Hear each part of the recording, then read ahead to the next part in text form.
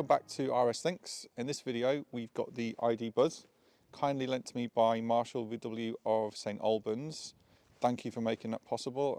It's very much appreciated. I've been wanting to get behind the wheel of this car ever since I sat in the pre-launch version at the fully charged show. You may have seen that video. I've brought it up to the Yorkshire Dales, specifically at the moment we're at the Ribblehead Viaduct, actually in one of the many arches. We've driven here from Hertfordshire, so I've done a separate video for the road trip, so you can see how we fared with that one. This video is going to be more of an overview of the Buzz, what the features it's got, how it drives. So at the front we've got matrix headlights. Again, love these, absolutely find them fantastic. I've got them on my ID.3. We arrived here late on Friday and it was just fantastic driving down the country roads to be able to see. We've got the lights going on the front as well, the big VW badge. We've got parking sensors. We've got the bottom down here. We've got the sensor for the automatic cruise control. Also, we've got the sensor in here, which on the ID.3 is further back, but obviously I don't think it would work there. But this is the one for lane keeping assist and also for the speed limits as well. So very striking front. It's got the very family grille of, I always call it the VW smile at the bottom, just down here. The ID.3, ID.4, ID.5 have all got that as well, so it fits in with that. We've got 21-inch alloy wheels here, which are optional, which has been spec'd there by colour, black and diamond cut. Very nice. Up here we've got a very nice looking mirror. It's quite big. You've got indicator in here too, which is cool. The colour of this is candy white over starlight blue. Now this is an optional extra, costs £2,790, but it's actual paint. So if you're going to run your finger over here, try to find a join where the vinyl wrap is, there just isn't one. It's paint, which probably means that's why it's actually so expensive. The doors on this model are actually sliding doors. You can spec it with electric doors, but again, that's an optional extra too. If you just stay there 1 second. So in the rear, loads of space. So this is set for my friend. He's about 5'9", I think. So loads of room. We've got a table here that folds out. Several different positions. Hole in the middle for a drink. There's a pocket at the top. There's also a pocket at the bottom as well, which is great. If I close the door, there is a USB socket just here for charging your phone as well. The window doesn't go down, but I'm wondering if in another spec it might do, because this looks like a blanking plate for buttons possibly. I'm not sure. But yeah, it looks cool. Loads of room. No armrest in the middle, but we've got 3 seats. And as you saw previously, the seats actually fold down, which is good. So at the back, we've got a huge rear tailgate. We've got the big VW badge in here, the ID.Buzz moniker there. We've got red lights that light up all the way back across the back, the red strip. It's really great. The indicators look like this. They're the sweeping indicators, which is really cool. And this car has got remote tailgate as well. Now, one thing I'm not sure about the remote tailgate is I've had to step away from the car here to be able to use it. So if you're going to reverse up to a charger or something else, you need to give yourself enough space to open the boot to get your cable out the back. So just be aware of that. You can switch off. So we've got the load cover in here. This one's got the multi-flex board as well, which gives you a bit more height, a bit more storage space underneath. The boot is 1,000 litres. And obviously more with the seats down. I'll get into the seats in a minute because it does something really cool. You've got the storage under here, so you've got these nutty little boxes, put your bits and pieces in, your charge cables and stuff. This actually lifts up too, so you can see what's inside these. This car as well has a tow bar, so if you move the switch here, tow bar flicks out at the bottom, you can lock it in place, which is cool. Press it again, it will disengage itself, and you just push it up inside and it locks again. So I said I'd show you the little trick that it can do. So even though it's a 5-seater, you can actually fold the seats down flat. So if I push this here, push it down like this, you've now got a flat bay all the way from here, all the way to the back of the car. You could quite easily stick an airbed in here, get your sleeping bags.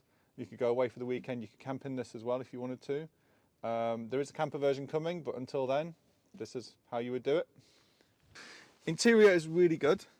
In the door, you've got loads of cubbies, loads of places to store things. You've got a piece here, you've got a bit down here for bottles as well. Obviously switches are up here too. You've got a remote release for the boot. Here you've got a usual ID style steering wheel. You've got the instrument binnacle as well. Now the difference between this vehicle and the rest of the ID range, the ID.3, ID.4, ID.5, is the drive mode selector. It's actually moved from up here down to its own stalk. So you can still do the drive, neutral, reverse, and you've got the parking brake on the end, but all the other controls are now moved to the left hand stalk. So your front and rear wipers have all moved to the left hand side. So initially I had to check the functions because I'm used to the ID.3 and these being on the right, but after a few minutes it was fine. In the middle we've got a big 12-inch infotainment system screen. This is an optional extra for this particular model. It's running 3.2 of the software, so there are some features that are slightly different. Version 3 brought us the charging menu option, so we can see range and things in here, locations as before. I'm not going to cover that because it's been done before. Now, one thing I was hoping for that hasn't happened is this still doesn't light up. We're driving up here on Friday in the dark and I couldn't see any lights in here, so hopefully that's going to be something that they do address. Below this we've got drinks holder, put 2 drinks in here, which is great, and then just above it there's a blanking plate here, but when you specify the electric rear doors there are 2 buttons left and right for opening and closing the doors, which is great. Just pull this cable out here. In here we've got wireless charging for your phone and a further 2 USB-C cables as well. And something which I'm really glad about is the glove box here. So most MEB cars have got a really large glove box opening, but when you open it you only get half of it. But in the Buzz you've got a full width glove box. So they've obviously listened to the moans of existing ID owners and done that. In the pre-production model that was left-hand drive, and I speculated that once they move it over we'd probably get the half glove box as well, but no, it's a proper glove box, which is great. Just above that you've got another storage cubby here, also fantastic. Now looking at the seats, these are the comfort seats in the available in the comfort package. So they've got a little extra part here you can pull out, give you a bit more extension. They're heated, they've got this velour fabric on it, and they're very, very comfortable. We drove up from Hertfordshire a couple of nights ago, it was great. We've been driving around the Dales as well, very good. They've also got a killer feature as well, which they've got massage function, which is really good. It basically goes up and down the whole of the seat back here, just kind of pummeling your back. It's brilliant, really, really relaxing. And they've both got arms, the driver passenger side both got arms left and right as well, so it's like a captain's chair, which is really good. And they're also electrically adjustable too. Another really cool thing is you've got this storage binnacle in the middle. You can put things in the top. You've got these dividers. This divider is actually an ice scraper, just here.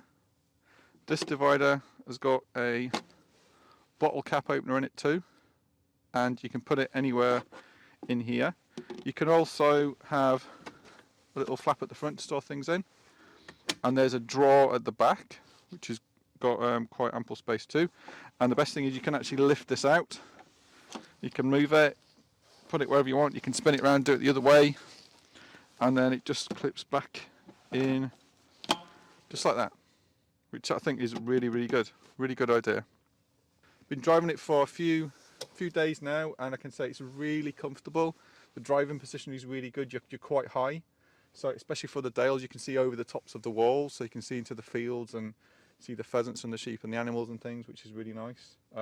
Visibility is fantastic too. I was slightly worried about the pillars here, thinking they'd encroach, but because you've got the window here, you can see through there as well. So it doesn't feel like you're driving through a letterbox because the window is so far away. Like I can't reach the windscreen. If I lean forward, I still can't reach it. It seems so far away from you. But it's not like driving through a letterbox. It's quite good. Another thing I've just noticed now is just up here, you've got a little binnacle here. It's actually a USB-C port up here, so you could plug in a like a dash cam or something. So they've thought about that. That's quite practical. So a lot of people are probably curious to see what's under the front of the car, where the traditional hood would be. So let's have a look. So it just folds down here, strap, and the only thing we can actually do that's user maintainable is just filling up the washer fluid just in there.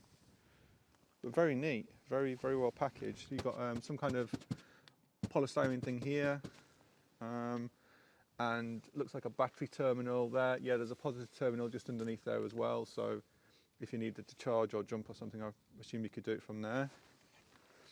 And then it just all clips back just by pushing in like that. So this is an ID.Buzz style. It's got an 82 kilowatt hour battery with 77 kilowatt hours usable. It's got a 263 mile WLTP range with a 205 mile real world range according to the EV database. It will charge at 175 kilowatts DC via CCS or 11 kilowatts AC via Type 2. So the ID.Buzz is very comfortable to drive. This particular one has got the Comfort Seat Plus package, which includes velour seats, the heated seats. They've got a little panel on the front that slides out as well. They're fully electrically adjustable, and the best thing is they've got a massage function too, which is fantastic. The only downside to that is they cost £2,305 as an option, which, while they are great, I don't know if I could justify spending that much on seats. The other options that this car's got is it's got the cruise control as standard, but it's got the Infotainment Plus package, which includes a 12-inch touchscreen, and it's also got 9 speakers as well. I believe one of those is a subwoofer because there's a big round thing in the back with loads of holes. Sound system sounds really good as well. So we've had this vehicle for a few days now, over the weekend, where we came up to the Dales late on Friday, watched the road trip video for that, and it's just been really nice to drive it. We've had so many people look at us as we've been driving past. We've also had people coming over to us and speaking to us when we've been filming, like, what's that? Is it a new VW camper? How much is it? That's a nice colour. Like, people are so interested in this vehicle, it's just not true. I feel like I'm driving a supercar. We just drive down the high street in Skipton, and so many people are turning their heads and pointing, and then when we're driving on the roads, people are driving towards us, and again they're pointing and they're craning their head around as we go past. So it's such an eye catcher. One of the comments that I've been hearing quite a lot is people have been saying, what's it like in the back? And when I open it up to show them, they're slightly disappointed that it's got seats there rather than some kind of camper conversion. This is apparently coming soon. A 7-seat version is also coming soon, and a long wheelbase version and one with a bigger battery, rumoured to be 100 kilowatts. So there's lots of variations of this coming. This is just the first one. This is the one that's going to start the flood, I think. The van version, I believe that starts at 45,000 for the basic one. Now, looking at the VW camper market, the conversion market, the accessories, it's absolutely huge. So I believe that's going to happen with this as well. There'll be people buying the van and they'll be speccing it and trimming it as they want. They'll be putting the pop-up roofs in, they'll be putting the windows in the back, the kitchens, the rock and roll beds, things like that. I think there's really going to be a surge in companies providing products that can be used for that purpose. So you probably want to know if I would have one of these, and absolutely, positively, 100% yes, I would. Would I pay for it in this current spec, over £70,000? I don't think I would. I would have to look at a lower version.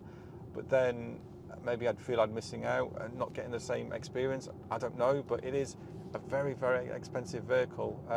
It's a lifestyle vehicle. It's the lifestyle that you're buying, I think, rather than the vehicle. It's the get up and go where you want, in comfort, with all the toys, the mod cons, and you're doing it in electric mode, which is the appeal.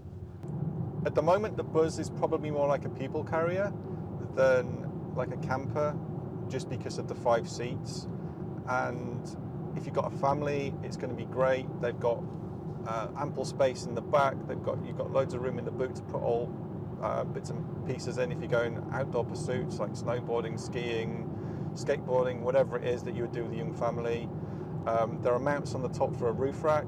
So if you've got snowboards, surfboards, that kind of thing, you're going to be well catered for with that. When I've been out and about to, say, Cornwall, places like this, you see lots of T5s driving around.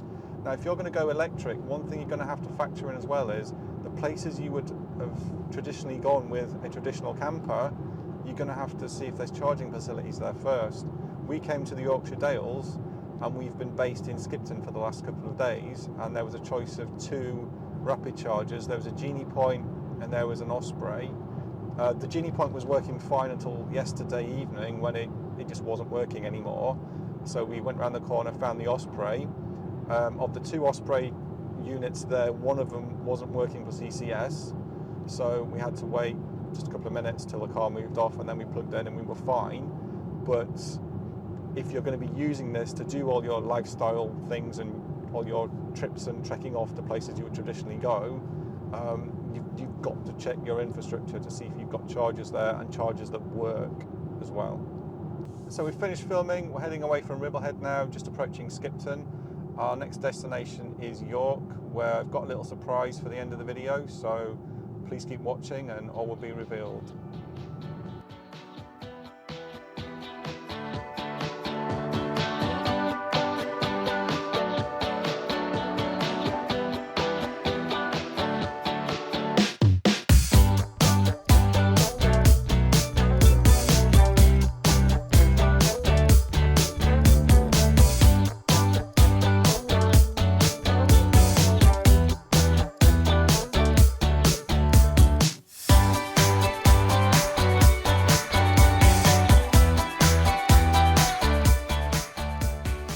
So we made it to York, driving all the way from Skipton, and this is the surprise. T2 next to the brand new ID.Buzz. Which one do you prefer? Do you prefer the Buzz or do you prefer the T2? Let me know in the comments below and we'll see which is the winner. This T2 is actually for sale, or it's going to be for sale shortly, so if you're interested, I'll put some contact details in the description of the owner, and by all means please drop them a line. It's a 1972 crossover one, so it's got the lights down here before they put them up here. When you've got them side by side, it's easy to see the heritage. They're both quite stubby fronted. This has got a little bit of a lip to it, but you've got the huge VW badge on the Type 2, and you've got the huge VW badge on here, which is crossed over, which looks really cool. Thank you for watching. Do the usual, please like, share and subscribe, and I'll see you in the next video.